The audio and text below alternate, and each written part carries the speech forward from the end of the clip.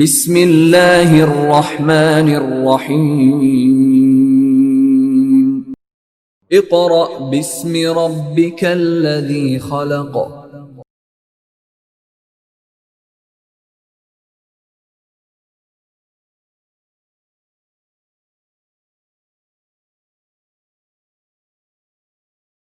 اعوذ باللہ من الشیطان الرجیم بسم اللہ الرحمن الرحیم۔ معزز سامعین، طلباء و طالبات، دس از ورک فار ڈے 1، دو قومی نظریہ کی ابتدا اور ارتقاء۔ سب سے پہلے ہمیں دو قومی نظریہ کے بارے میں جاننا ضروری ہے کہ دو قومی نظریہ کسے کہتے ہیں۔ دو قومی سے مراد قومیں، کہ ہمارے پاس اس وقت کتنی قومیں موجود ہیں۔ دو قومی سے مراد قومیں، ہمارے پاس دو قومیں جو ہیں ان کا تصور جو پایا جاتا ہے۔ اب یہ تصور کہاں پایا جاتا تھا؟ کیونکہ جب بر صغیر اکٹھا تھا تو بر صغیر کے جتنے بھی لوگ تھے وہ سارے کے سارے مختلف قوموں میں آباد تھے، لیکن دو بڑی قومیں موجود تھیں۔ ایک کون سی تھی؟ مسلمان، اور دوسری کون سی تھی؟ ہندو۔ مسلمان اور ہندو جو ہیں بر صغیر میں دو بڑی قومیں موجود تھیں۔ لہذا دو قومی نظریے سے مراد بر صغیر پاک و ہند میں دو بڑی قومیں ہندو اور مسلمان آباد ہیں۔ یہ دونوں قومیں صدیوں تک ایک دوسرے کے ساتھ رہنے کے باوجود ایک دوسرے میں گھل مل نہ سکیں، کیونکہ دونوں کا تشخص الگ ہے، دونوں کا تصور الگ ہے، دونوں کا خیال الگ ہے۔ مسلمانوں کا تصور الگ، ہندوؤں کا تصور الگ، مسلمانوں کی زبان اور ہندوؤں کی زبان اور، مسلمانوں کا مذہب الگ، ان کا مذہب الگ۔ مسلمان اپنے طریقے سے نام رکھتے ہیں، وہ اپنے طریقے سے نام رکھتے ہیں۔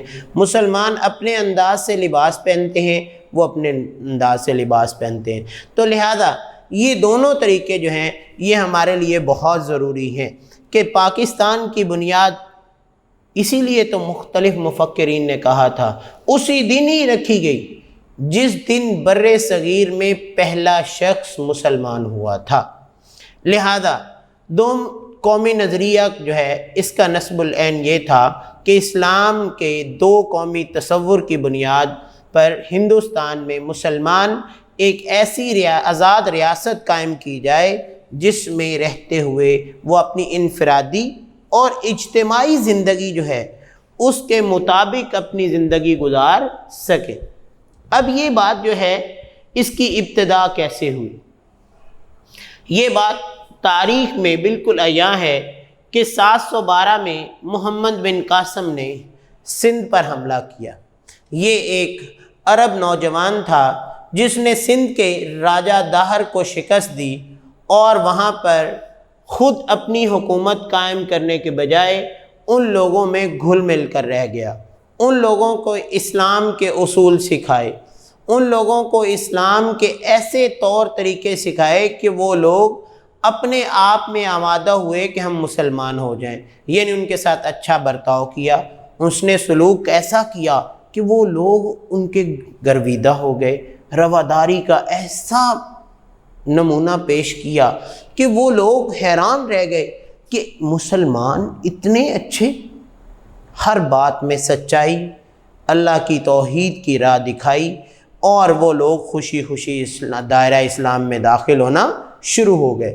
اس کے بعد ہوا یہ کہ یہ دور جو ہے 712 سے لے کر 1003 تک چلتا رہا۔ 1003 میں محمود غزنوی نے اپنی ایک حکومت قائم کی، یعنی بر صغیر میں مسلمانوں کی تعداد بہت زیادہ ہو چکی تھی تب تک، لہذا اس نے موجودہ پاکستانی علاقوں میں فارسی زبان بولنے والے لوگ اور اسی رواج کے لوگوں کو انہوں نے اکٹھا کیا اور ان پر محیط اپنی ایک حکومت قائم کی۔ جب محمود غزنوی نے یہ حکومت قائم کی تو اس کی یہ حکومت جو ہے وہ تقریباً 203 سال تک چلتی رہی اور 1206 تک رہی، اور 1206 تک محمود غزنوی کی اس حکومت نے مزید ترقی کی، یعنی مسلمانوں کو اور نئی راہیں دکھائیں۔ اب 1206 میں قطب الدین ایبک نے سلطنت دلی کی بنیاد رکھی۔ اس نے دلی حکومت جب قائم کی تو اس وقت اس نے خاص طور پر ایک مسلم صحیح منظم حکومت کا قیام کیا۔ اب یہ قطب الدین ایبک کا دور بھی 1206 سے شروع ہوا اور تقریباً 320 سال تک چلتا رہا اور 1526 تک گیا۔ اب یہ 320 سال تک اس دورانیے میں مختلف حکمران بھی بدلتے رہے۔ قطب الدین ایبک جو ہیں وہ چلے بھی گئے۔ ہاں جی بیٹا، آپ لوگوں کو پتہ ہے قطب الدین ایبک کا مزار کہاں ہے؟ یہ بات آپ لوگوں نے ذہن میں رکھنی ہے کہ قطب الدین ایبک کا مزار ہمارے لاہور میں انارکلی میں موجود ہے، اور آپ اگر کبھی انارکلی جائیں تو وہاں کسی سے پوچھے گا ایبک روڈ کہاں ہے، تو ایبک روڈ جو ہے وہ قطب الدین ایبک کے مزار کی وجہ سے ہی اس کا نام ایبک روڈ رکھا گیا ہے۔ اور وہاں پہ یلو کلر کی ایک چھوٹی سی بلڈنگ ہے جس میں قطب الدین ایبک کا مزار ہے، اور یہ وہ مسلمان حکمران تھے جنہوں نے بر صغیر میں پہلی منظم مسلم حکومت قائم کی تھی۔ اس کے بعد یہ وقت گزرتا گیا اور یہ وقت 1526 تک رہا، جس میں خاندان غلامہ، خاندان خلیجی، خاندان تغلق، سادات خاندان اور لودھی خاندان جو ہیں وہ مختلف مراحل میں حکومت کرتے رہے۔ پھر 1526 کے بعد بر صغیر میں مغلیہ حکومت کا آغاز ہوا، جو کہ ظہیر الدین بابر ظہیر الدین بابر نے 1526 میں مغلیہ حکومت کی بنیاد رکھی۔ اب مختلف مغلیہ حکومت کے حکمرانوں کے بارے میں آپ جانتے رہے ہیں کہ مختلف مغلیہ خاندان جو ہیں ان کے حکمران جیسے کہ بابر، ہمایوں، اکبر، جہانگیر، شاہ جہاں، اورنگزیب جو کہ بڑے مشہور حکمران تھے، اور ان تمام حکمرانوں سے یہ حکومت چلتی چلتی جب بہادر شاہ ظفر تک پہنچی، تب تک 1857 میں اس حکومت کے خلاف بہت سی سازشیں ہو چکی تھیں، لہذا 1857 میں انگریزوں نے بر صغیر پر حملہ کر کے بہادر شاہ ظفر کو شکست دی اور اسے اریسٹ بھی کر لیا۔ جب اسے انہوں نے اریسٹ کر لیا تو اسے رنگون میں قید میں رکھا، جہاں وہ اللہ کو پیارے ہو گئے اور وہیں پر ہی ان کو دفن کر دیا گیا۔ تو سب سے پہلے تو ہم بات یہ کرتے ہیں کہ 712 سے لے کر 1857 تک تمام ادوار جو ہیں وہ مسلمان حکومتوں کے رہے، یعنی مسلمانوں نے یہاں پہ اتنی ترقی کی کہ بر صغیر پر مسلمان جتنے بھی ہیں وہ راج کرتے رہے۔ لیکن 1857 تک اتنا راج کرنے کے بعد کون سی ایسے مسائل تھے کہ جن کی وجہ سے مسلمانوں کی حکومت جو ہے وہ چھن گئی؟ وہ یہی تھا کہ مسلمان جو ہیں وہ اپنے مرکز سے ہٹنا شروع ہو گئے۔ جب تک مسلمان اپنے اسلام کی بنیادوں پر عمل کرتے رہیں گے، جب تک مسلمان اسلام کے اصولوں کو اپناتے رہیں گے، تب تک اللہ تعالیٰ ان کو عزت اور ترقی عطا فرماتا رہے گا۔ جیسے ہی مسلمان اللہ کے احکامات کو بھلا دیں گے تو پھر اللہ تعالیٰ ان کو کچھ وقت کے لیے اپنے احکامات کی یاد دلانے کے لیے کچھ شکست کا سامنا بھی کروا سکتا ہے۔ لہذا بہادر شاہ ظفر تک آنے تک مسلم حکومت بر صغیر میں ختم ہوئی اور یہاں پہ انگریزوں کا راج آ گیا، انگریزوں نے قبضہ کر لیا۔ جیسے ہی انگریزوں نے قبضہ کیا تو ہندو جو تھے ایک چالاک قوم ہے، ہندوؤں نے انگریزوں کے ساتھ رہنا شروع کر دیا، انگریزوں کے قریب ہونا شروع کر دیا۔ اب جب یہ وقت آیا تو اس وقت سر سید احمد خان جو کہ مسلمانوں کے رہنما تھے، جو 1817 میں پیدا ہوئے. کب سر سید احمد خان پیدا ہوئے؟ 1817 میں پیدا ہوئے اور وفات کب پائی؟ 1898 میں.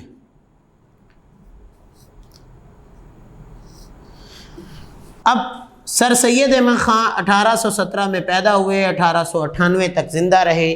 اس دورانیے میں سر سید احمد خان نے بر صغیر کے مسلمانوں کے لیے کیا کیا؟ شروع میں بر صغیر میں سر سید احمد خان کا بھی یہ خیال تھا، یہ تصور، یہ کانسیپٹ رکھتے تھے کہ مسلمان جو ہیں وہ بھی انگریزوں کے ساتھ چلنا شروع کریں.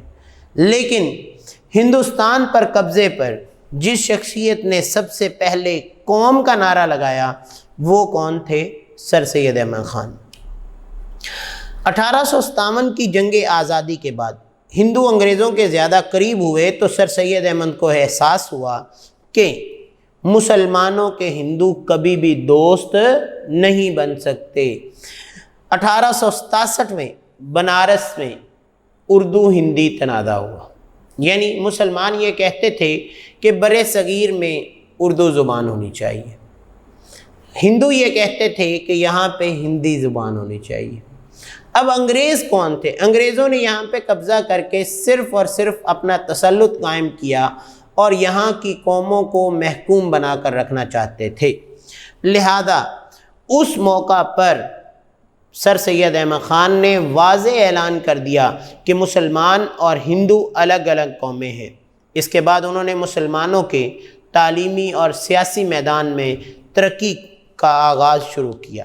اب انہوں نے جب محنت کرنا شروع کی تو اس سلسلے میں سب سے پہلے انہوں نے MAO ہائی اسکول اور پھر کالج کا قیام کیا کہ مسلمان اگر ترقی کرنا چاہتے ہیں، مسلمان اگر عروج پہ جانا چاہتے ہیں، مسلمان اگر کسی قوم کا مقابلہ کرنا چاہتے ہیں تو ان کے پاس واحد حل یہی ہے کہ وہ تعلیم حاصل کریں.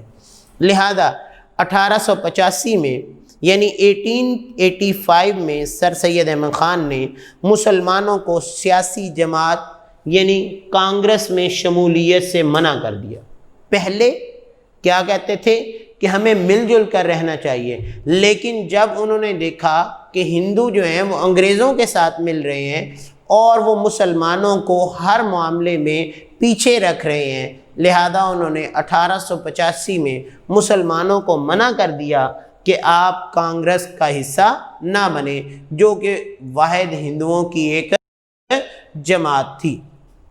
اس کے بعد سر سید احمد خان نے مومڈن ایجوکیشنل کانفرنس کا پلیٹ فارم مہیا کر کے مسلمانوں کی سیاسی ترقی کی راہ ہموار کی. یعنی سر سید احمد خان نے مسلمانوں کو کہا کہ آپ کے لیے ایک الگ پلیٹ فارم ہم فراہم کرتے ہیں جہاں پہ رہ کر تمام مسلمان جو ہیں وہ اسلام کے اصولوں کے مطابق زندگی گزاریں. تاکہ اب دیکھیں سر سید احمد خان نے 1817 میں پیدا ہوئے، اپنی تعلیم حاصل کرنے کے بعد جب 1857 میں انگریزوں نے یہاں قبضہ کیا تو تب انہوں نے یہ دیکھا کہ انگریز یہاں قابض ہو چکے ہیں، اگر مسلمان ان کے ساتھ کام کرتے ہیں تو مسلمانوں کو ترقی مل سکتی تھی. لیکن ہندو ایک چالاک قوم تھی، لہذا ہندو نے کیا کیا، وہ انگریزوں کے قریب ہو گئے اور مسلمانوں کو انہوں نے نقصان پہنچانا شروع کر دیا، جس کی بنا پر سر سید احمد خان نے 1885 میں مسلمانوں کو منع کر دیا کہ آپ ایک جو متحد جماعت ہندو بنانا چاہتے تھے، بس مسلمانوں کو وہ اس لیے ساتھ ملانا چاہتے تھے کہ یہاں سے انگریزوں کو نکالا جائے اور بر صغیر پر ہندوؤں کی حکومت قائم کی جائے. اس اتحاد کی وجہ سے بر صغیر میں مسلمانوں کو سر سید احمد خان نے منع کر دیا کہ مسلمان اس اتحاد کا حصہ نہ بنے. لہذا انہوں نے مسلمانوں کے لیے MAO کالج اور اسکول کی بنیاد رکھی کہ مسلمان تعلیم حاصل کریں، تعلیم حاصل کر کے وہ اپنے آپ کو آگے لے کر چلیں. اگر مسلمان تعلیم حاصل کرتے رہیں گے تو وہ اپنے آپ کو ترقی کی منازل کی طرف لے جائیں گے. یہ تھا دو قومی نظریے کے بارے میں سر سید احمد خان کے خیال. اس کے بعد چودھری رحمت علی جو کہ اپنے دور کے اندر اسلامیہ کالج کے سب سے نامور طالب علم تھے۔ اپنے دور میں چودھری رحمت علی نے اسلامیہ کالج میں ایک اچھا نام کمایا، لہذا انہوں نے کیمبرج میں قانون کی ڈگری بھی حاصل کی۔ 1933 میں انہوں نے پاکستان کا نام رکھا۔ اب پاکستان کا نام انہوں نے کب رکھا؟ جب وہ لندن میں تھے، اور لندن میں انہوں نے پہلی دفعہ پاکستان نیشنل موومنٹ کی بنیاد رکھی۔ کیا کس کی بنیاد رکھی؟ پاکستان نیشنل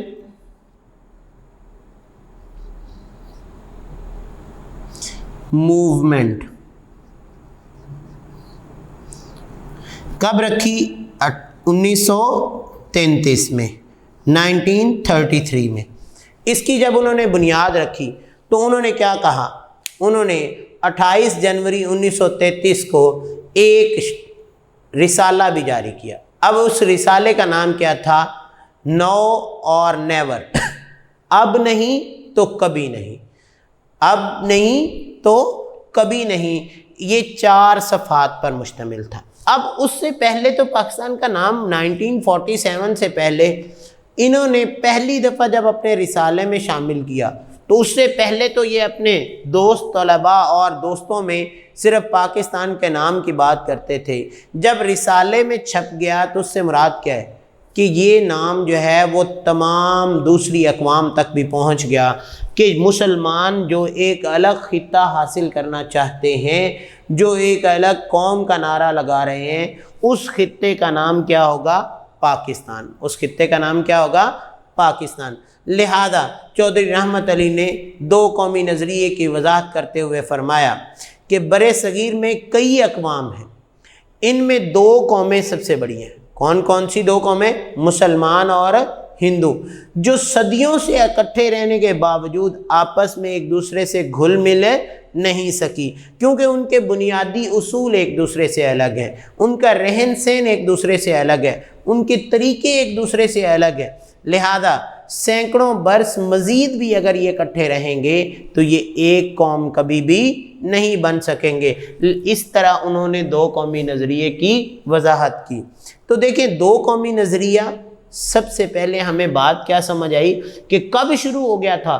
جب بر صغیر میں پہلا شخص مسلمان ہوا تھا، اور جب بر صغیر میں لوگوں نے مسلمان ہونا 712 سے لے کر 1003 کے درمیان شروع ہوئے تھے، تو اس دورانیے میں جب مسلمانوں کی تعداد بڑھ رہی تھی تو یہاں پہ مسلم حکومتوں کی بات ہو رہی تھی، اور جب مسلمانوں کی یہاں پہ حکومتیں قائم ہونا شروع ہو گئیں تو تب ہی پاکستان کی بنیاد رکھی گئی۔ کیوں؟ کہ یہاں پہ مسلمان آباد ہیں، لہذا مسلمان آباد ہیں تو ان کے لیے ایک الگ خطہ ہونا چاہیے جہاں رہ کر وہ اپنی زندگی جو ہے وہ اسلامی اصولوں کے مطابق گزاریں، اپنے آپ پر اسلامی اصولوں کو لاگو کریں، ان کی انفرادی، اجتماعی، معاشی، معاشرتی تمام قسم کے عوامل جو ہیں وہ کس کے ساتھ ریلیٹڈ ہونے چاہیے؟ اسلام کے ساتھ۔ لہذا یہ تمام صورتیں جو ہیں وہ کیا تھیں کہ جب یہاں پہ یا تو تمام مسلمان ہوتے نہیں، یہاں اور بھی قومیں موجود تھیں، لیکن ان میں 2 بڑی قومیں جن کے درمیان آپس میں تنازعات تھے وہ کون سی تھیں؟ ہندو اور مسلمان۔ لہذا یہ 2 بڑی قوموں کو جب اجاگر کیا گیا تو اسے کیا کہا گیا؟ 2 قومی نظریہ، یعنی 2 قومی نظریہ سے مراد 2 قوموں کا تصور پیش کیا گیا کہ اگر حکومت کریں گے یا تو مسلمان کریں گے یا ہندو کریں گے۔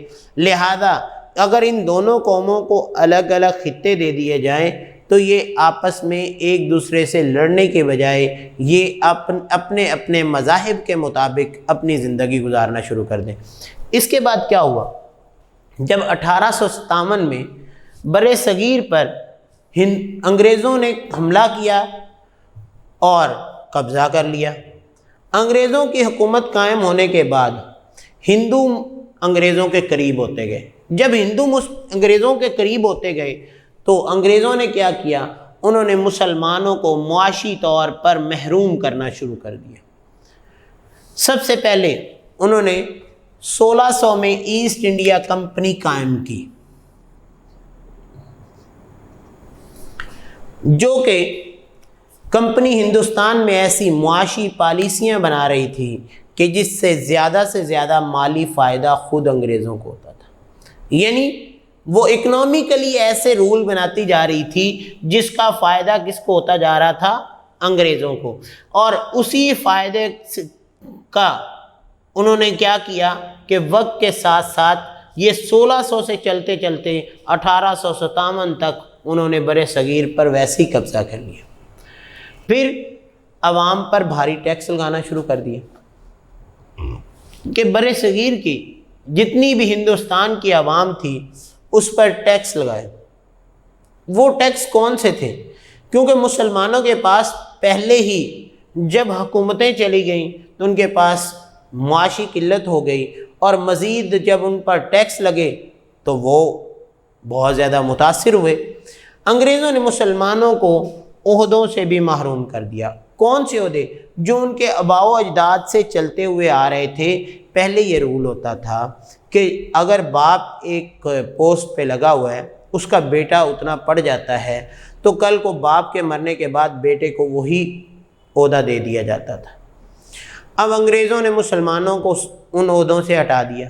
اس کے ساتھ ساتھ انہوں نے کیا کیا؟ انہوں نے جو نئی تقرری تھی، یعنی اگر نئی بھرتی آتی تو اس میں مسلمانوں کے لیے ایسے اصول بنا دیے کہ جو مسلمانوں کے لیے جاب حاصل کرنا انتہائی مشکل ہو گیا تھا۔ اس کے بعد جو معمولی عہدے تھے، انگریز وہاں پہ خود تو کر نہیں سکتے تھے کچھ، انہوں نے معمولی عہدوں سے ہندوؤں کو اٹھایا اور بڑے عہدوں پہ لا کے رکھ دیا۔ جب ہندو بڑے عہدوں پر آ گئے تو انہوں نے مسلمانوں پر ظلم و ستم کرنا شروع کر دیا۔ اس کے بعد کیا کیا کہ مسلمانوں کو سرکاری ملازمتوں سے بھی نکال دیا۔ جو گورنمنٹ جابز تھیں ان سے بھی مسلمانوں کو محروم کرنا شروع کر دیا۔ پھر کیا ہوا کہ مسلمانوں، بنگال کیونکہ زیادہ تر مسلمانوں کے پاس تھا، اور وہاں پہ جتنے لوگ زراعت کا کام کرتے تھے، یعنی وہ زراعت کون سی، وہاں پہ ریشم پیدا ہوتا تھا اور سوت کے کاریگر تھے۔ اب ریشم اور سوت جو ہے جس سے کپڑا بنا جاتا تھا، اسے ایک شہر سے دوسرے شہر اور وہاں پر مال منڈیوں تک پہنچنے کے لیے اتنا زیادہ ٹیکس لگا دیا گیا کہ وہ قیمت سے زیادہ ٹیکس ہو جاتا تھا، جس کی وجہ سے کیا ہوا؟ مہنگائی بڑھ گئی۔ جب مہنگائی بڑھی تو اس سے مسلمان بہت زیادہ متاثر ہوئے۔ اس کے بعد کیا ہوا کہ مسلمانوں کے پاس جو زمینیں تھیں وہ چھین لی گئیں۔ اب زمینوں کو چھین کر ہندوؤں کو دے دیا گیا، جس سے کیا ہوا کہ بر صغیر میں ایک اور بہت بڑا مسئلہ پیدا ہو گیا، کیونکہ بر صغیر کا زیادہ تر علاقہ جو ہے، جو اب بھی پاکستان اور ہندوستان ہے یا بنگلہ دیش ہے، یہ زیادہ تر زرعی علاقے ہیں۔ یہاں پہ جب زراعت پیدا نہیں ہوگی تو یہاں کے لوگ جو ہیں وہ اجناس کی قلت کا شکار ہو جائیں گے، لہذا ان علاقوں میں موجود تمام زرعی اسناد جو ہیں وہ ناپید ہونا شروع ہو گئی، اور اس سے بھی مسلمانوں کو بہت زیادہ معاشی مسئلہ پیدا ہو گیا۔ اب یہ کیا تھا؟ ایسٹ انڈیا کمپنی ہر آئے دن کوئی نیا ٹیکس بھیج دیتی تھی، اور وہ ٹیکس محصول کی صورت میں اتنا شرح میں بڑھ چکا تھا کہ مسلمان جو ہیں وہ مقامی سطح پر رہنے کے باوجود بہت زیادہ انگریزوں کے ہاتھوں تنگ ہو گئے تھے، اور اس سے سب سے زیادہ نقصان زراعت کو پہنچتا تھا۔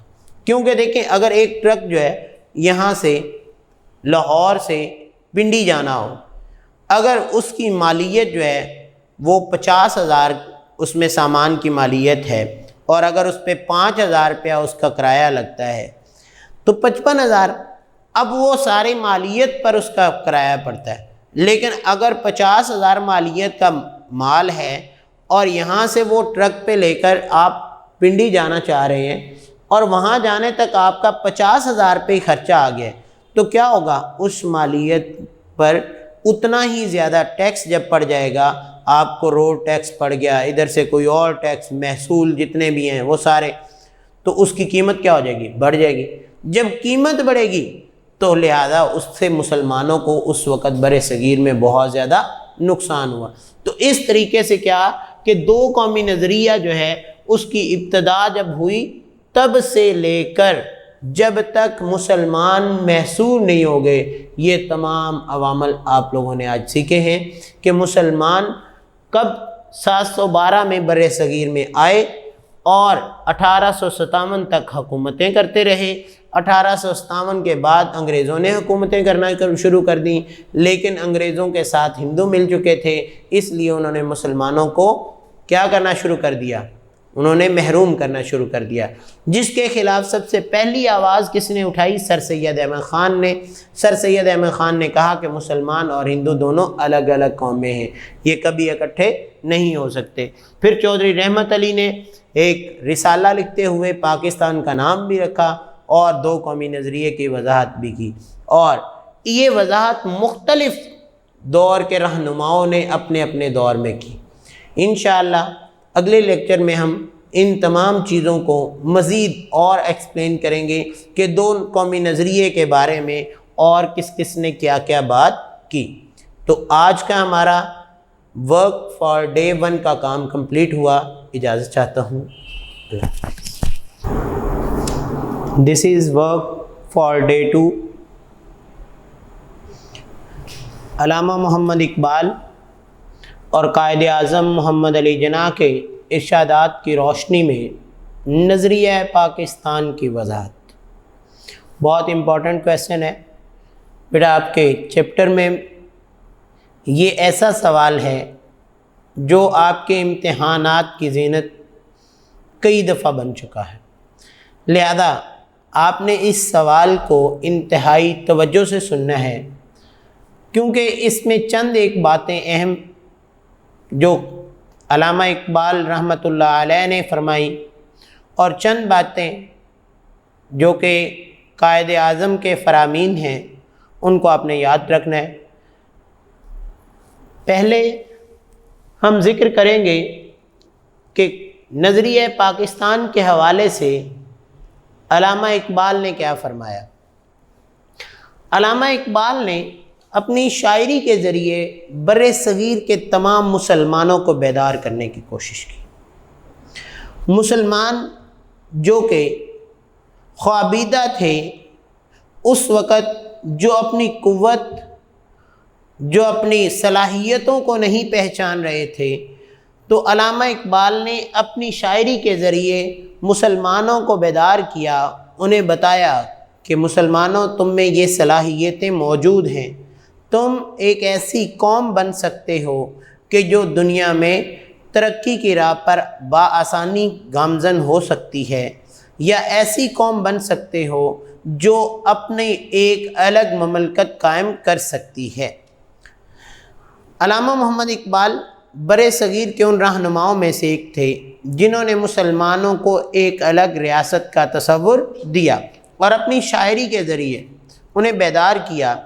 شروع میں تو آپ بھی مسلمان اور ہندوؤں کے اتحاد کے حامی تھے، لیکن ہندوؤں کی تنگ نظری کو دیکھتے ہوئے انہوں نے دیکھا کہ ہندو جو ہیں وہ کسی بھی صورت جو ہے وہ مسلمانوں کو برداشت نہیں کرتے۔ انہوں نے اس بات پر مجبور کر دیا کہ مسلمان ایک الگ قوم کا تصور قائم کریں۔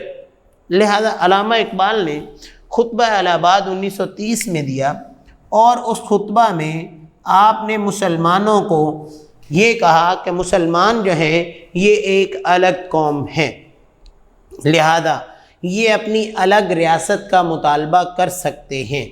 لیکن انہوں نے اپنا ایک خیال، ایک تصور جو ہے اس وقت پیش کر دیا کہ مجھے ایسا نظر آتا ہے کہ اور تو اور نہیں، شمال مغربی ہندوستان کے مسلمانوں کو بالآخر ایک اسلامی ریاست قائم کرنا پڑے گی۔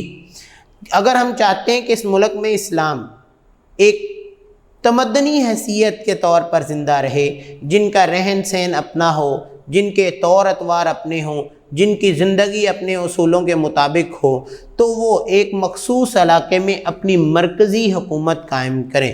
یعنی ان کی اگر مرکزیت قائم ہو جائے گی تو ہندوستان میں اسلام کی فلاح و بہبود ہوگی، اور اگر اسلام کی فلاح و بہبود ہوگی تو ایک منظم اسلامی ریاست قائم کرنا ہوگی۔ لہذا اس کا مطالبہ علامہ اقبال نے 1930 میں کر دیا تھا، اور انہوں نے کہہ دیا تھا کہ جناب یہ میرا اس وقت خیال ہے کہ شمال مغربی لوگ جو ہیں ان کے لیے، کیونکہ شمال مغرب میں زیادہ تر مسلمان موجود ہیں، جو آج ہمارا پاکستان ہے، جس کے بارے میں انہوں نے کہا تھا کہ پنجاب، سندھ، سرحد اور بلوچستان میں کیونکہ ایک اسلامی حکومت قائم ہوگی، تو یہ تصور سب سے پہلے ہمیں کس نے دیا؟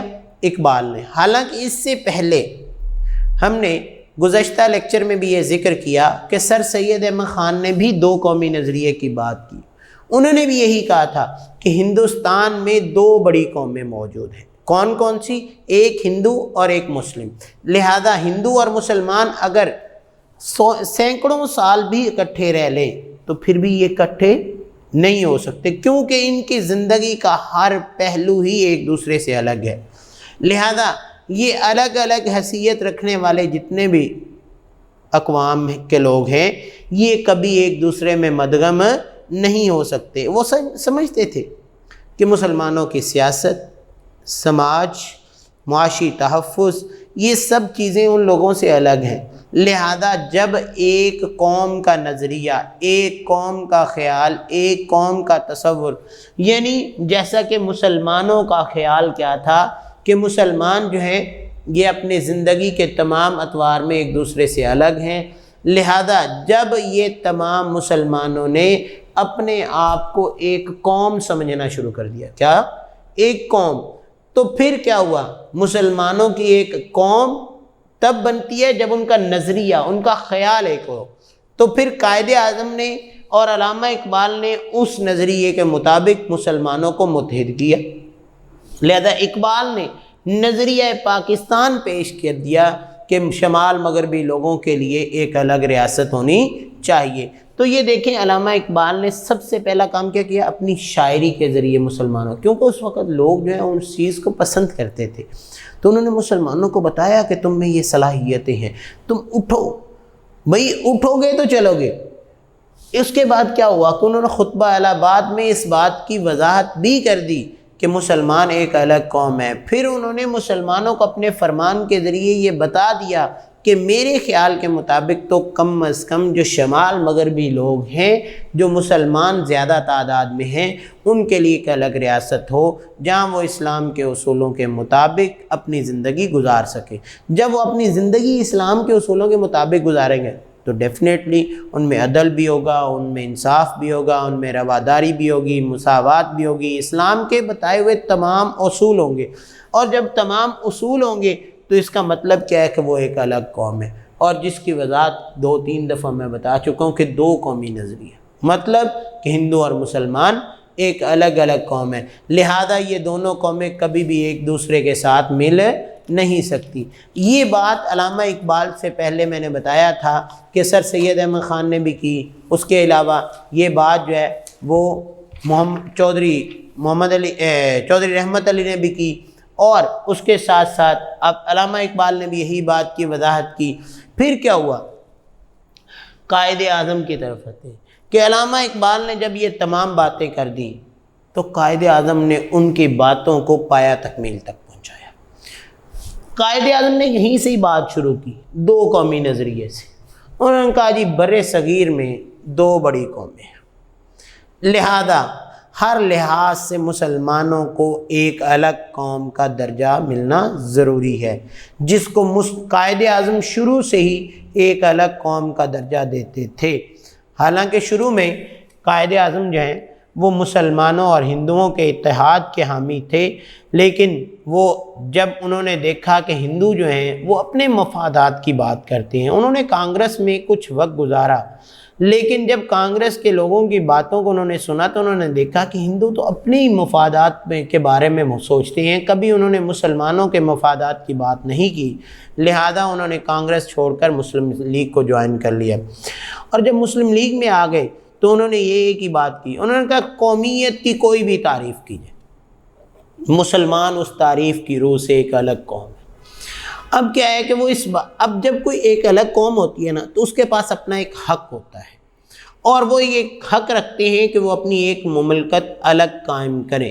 لہذا مسلمانوں کی یہ خواہش ہے کہ وہ اپنی روحانی، اخلاقی، تمدنی، اقتصادی، معاشرتی معاشی جتنے بھی قوانین ہیں ان کے مطابق زندگی کی مکمل نشو و نما کریں، اور اس مقصد کے لیے وہ جو طریقہ اپنانا چاہیں وہ اپنا سکتے ہیں۔ اس کے بعد قائد اعظم نے قرارداد لاہور 1940، جسے قرارداد پاکستان کس نے لکھا؟ یہ ہندوؤں کے اخبار نے لکھا۔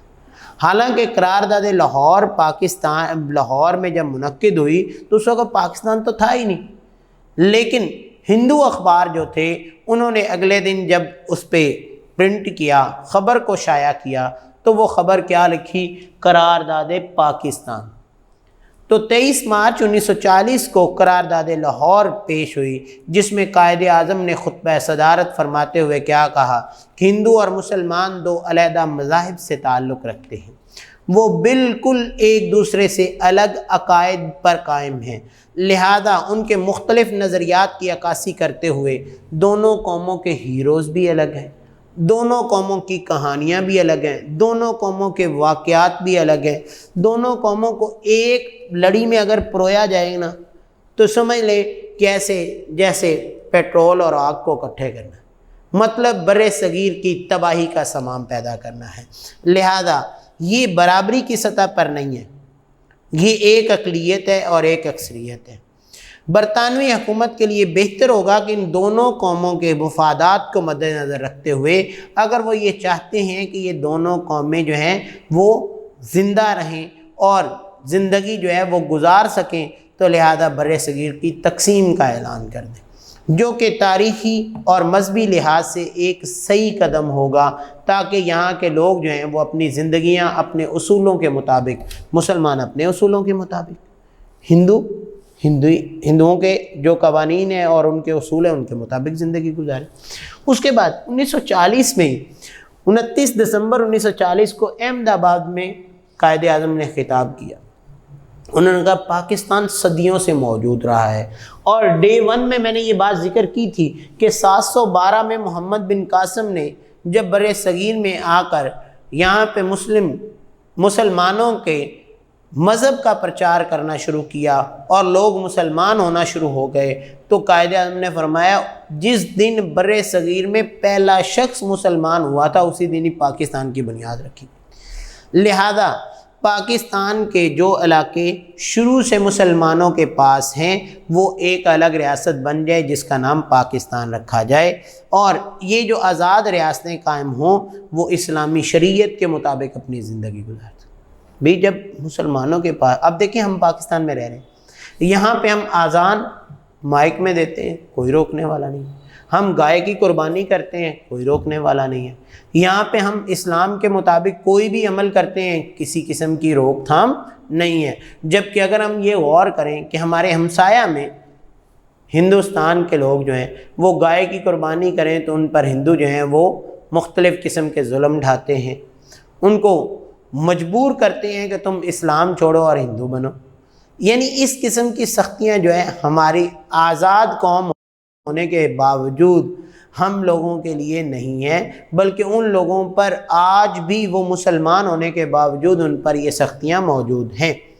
اس کے بعد کیا ہے کہ پاکستان جب بن گیا تو اس کے بعد قائد اعظم نے کیا فرمایا، یہاں پہ کیونکہ پاکستان جب بنا تو ہم پنجاب میں رہنے والے پنجابی، سندھ میں رہنے والے سندھی، بلوچستان میں رہنے والے بلوچی، سرحد، اس وقت سرحد تھا جس کا آج نام جو ہے وہ KPK ہے، خیبر پختونخوا، وہاں پہ پختون جو ہیں، جو پٹھان ہیں، یہ رہتے ہیں۔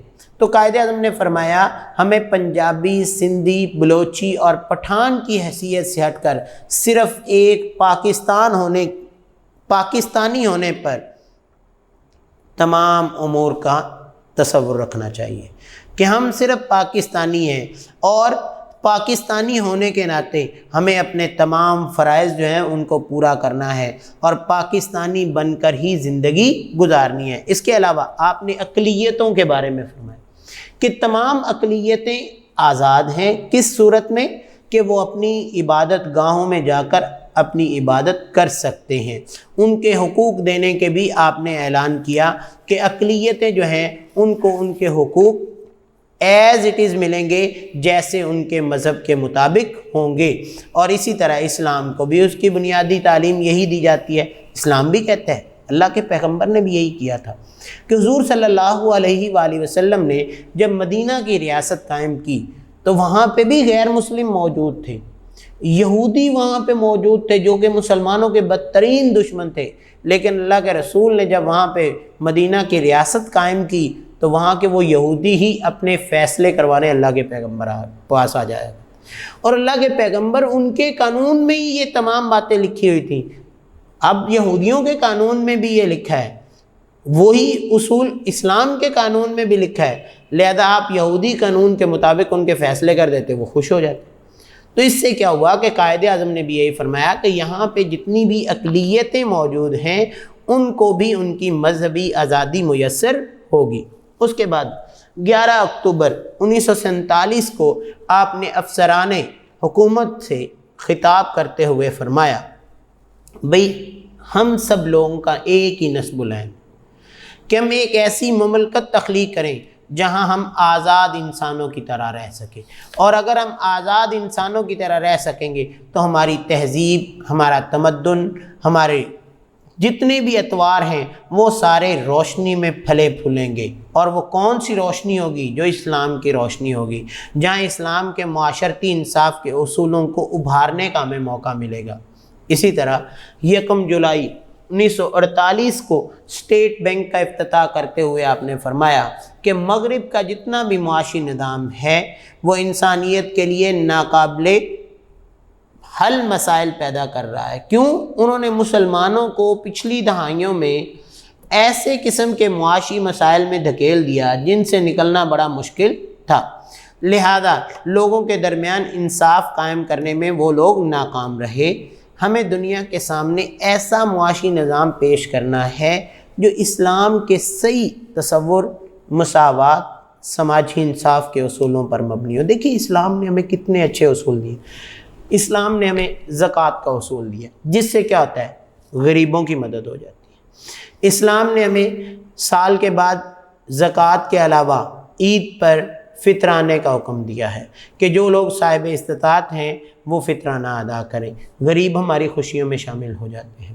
اسی طرح اسلام نے بیت المال کا تصور دیا ہے۔ یہ تمام چیزیں جو ہیں یہ ہمارے معاشی نظام کو درست کرنے کے لیے اسلام نے اصول دیے ہیں۔ اب اگر ایک معاشرے میں اسلام کے اصولوں کے مطابق انصاف قائم ہو جائے، غریب کو اس کا حق ملنا شروع ہو جائے، امیر کو اگر اس نے غلطی کی ہے تو اس کی سزا ملنا شروع ہو جائے، تو پھر کیا ہے کہ اللہ تعالیٰ اس معاشرے پر اپنی رحمتیں نازل کرتا ہے، تاکہ وہاں کے لوگ جو ہیں وہ اگر اسلام کے اصولوں کے مطابق اپنی زندگی گزارنا شروع کر دیں گے تو نہ تو کسی پر کوئی ظلم کرے گا، نہ کسی کے ساتھ ناانصافی ہوگی، تمام لوگ مساوات، برابری اور صبر و تحمل کے ساتھ ایک دوسرے کے ساتھ بھائی چارے کے ساتھ زندگی گزاریں گے تو ہمارا معاشرہ خود بخود ہی امن کا گہوارہ بن جائے گا۔ تو یہ کیا ہے کہ اس معاشرے کے لیے قائد اعظم اور علامہ اقبال نے اپنے اپنے نظریات کے مطابق، اپنے اپنے تصورات کے مطابق ارشادات بیان کیے کہ نظریہ پاکستان کیا ہے، پاکستان کا تصور کیا ہے، اور وہ بات میں نے آپ کو وضاحت کر دی کہ انہوں نے کہا پاکستان حاصل کرنے کا مقصد ہی ہے کہ مسلمان اس خطے میں رہ کر اپنی زندگی اسلام کے مطابق گزارے۔ قائد اعظم نے تو ایک فرمان میں یہ بھی فرمایا، آپ نے فرمایا ہم کوئی زمین کا خطہ نہیں حاصل کرنا چاہتے بلکہ ہم ایسی تجربہ گاہ حاصل کرنا چاہتے ہیں جہاں رہ کر مسلمان اسلام کے اصولوں پر عمل کر سکے۔ لہذا اگر ہم اس آزاد ریاست میں بھی اسلام کے اصولوں کو بیٹا اپنائیں گے نہیں تو نہ تو ہم اقبال کے نظریات کے مطابق زندگی گزاریں گے، نہ قائد کے نظریات کے مطابق زندگی گزاریں گے، نہ اسلام کے نظریات کے مطابق زندگی گزاریں گے، تو پھر ہمیں یہ پاکستان حاصل کرنے کا کوئی فائدہ نہیں تھا۔ لہذا ہمیں سب سے پہلے کیا سوچنا چاہیے کہ اسلام نے ہمیں کیا فرامین دیے ہیں، اور اس کے بعد ہمارے رہنماؤں نے انہی فرامین کی کیسے وضاحت کی ہے۔ اس کے بعد یہ ہمارا سوال بہت امپورٹنٹ ہے، یہ ایک لانگ کویسچن ہے، علامہ محمد اقبال اور قائد اعظم کے ارشادات کی روشنی میں نظریہ پاکستان کی وضاحت کریں تو ہم اس کو اچھے طریقے سے یاد کریں۔ اگر کوئی پرابلم ہو تو آپ ہم سے شیئر کر سکتے ہیں۔ اس کے ساتھ ہی ہمارا چیپٹر نمبر 1 جو ہے وہ کمپلیٹ ہو رہا ہے اور اس کے تمام سوالات جو ہیں وہ آپ لوگوں کو بتائے جا چکے ہیں اور پڑھائے بھی جا چکے ہیں، ان کی وضاحت بھی کی گئی ہے۔ اگر ان میں کسی سوال میں بھی آپ کو کوئی پرابلم ہو تو آپ ہم سے شیئر کر سکتے ہیں۔ آج کے لیے اجازت چاہتا ہوں، اللہ حافظ۔